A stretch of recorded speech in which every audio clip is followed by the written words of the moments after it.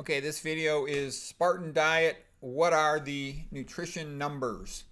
And basically, this comes from, I made a video, within the last month or so about the Spartan Vegan diet, which is what I actually eat.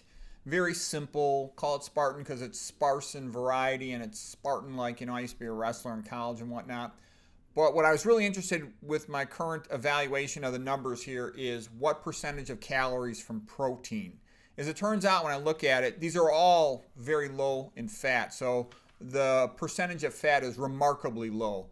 I didn't exactly calculate it, but just off the top of my head from looking at it, it's probably like around 5%. It's super low.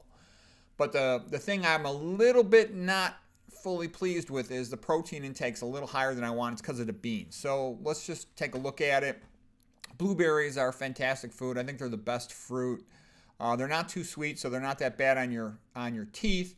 They've got lots of antioxidants. They got about 5.5% calories from protein. And remember, my goal would be I'd ideally like to see my total protein around 5%. And I'm way above that because I eat beans because beans are convenient. I'll talk about that in just a moment. And I'm eating the OMAD more often than not, one meal a day diet, because it's convenient on a work day. I can just eat a big dinner and then I don't have to eat breakfast. I can sleep more. It just lets me sleep more because I work a lot. I'm still a full-time, working physician. All right, salad. There's so few calories in salad, even though salad has a relatively high percent protein. It doesn't add up to much. It's just 3 grams of protein for the day. From the blueberries, about 8 grams of protein for the day. From the potatoes, they're higher in protein than one would think, about 8.5% of calories. And these are just white potatoes boiled. 8.5% calories from protein. Sweet potatoes are lower. I believe I've read somewhere that they're in the ballpark of 4.5% calories from protein. So that's good. So what I'm saying here is sweet potatoes are a little bit better than white potatoes. The Papua New Guinea, Highlanders are super healthy and they eat almost their entire diet is sweet potatoes. The Okinawans, when they were eating primarily sweet potatoes, they were just about the healthiest people in the world at that time. Okay, now beans, and here's the catch with beans. Beans have a high percentage of protein. They're about 25 to 30% of their calories from protein. And it's a little bit difficult to get these numbers because, you just buy beans in a bag. You get them, you drain them down into a bag, let's say at the Whole Foods grocery store or something, and you don't get a nutrition label on them. Then when you go to the internet, it's very difficult to get exact numbers because they keep on showing beans from a can and beans cooked in a certain way. It's difficult to get these exact numbers.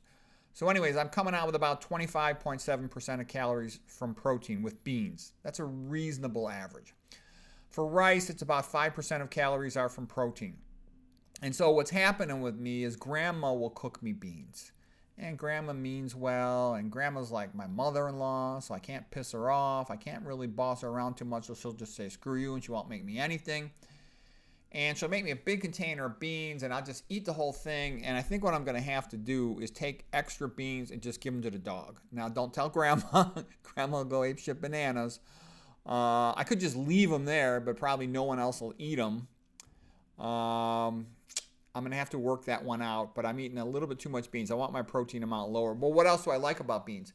Beans, probably out of all the foods in the world that I'm aware of, have the greatest ability to satisfy hunger for a prolonged amount of time.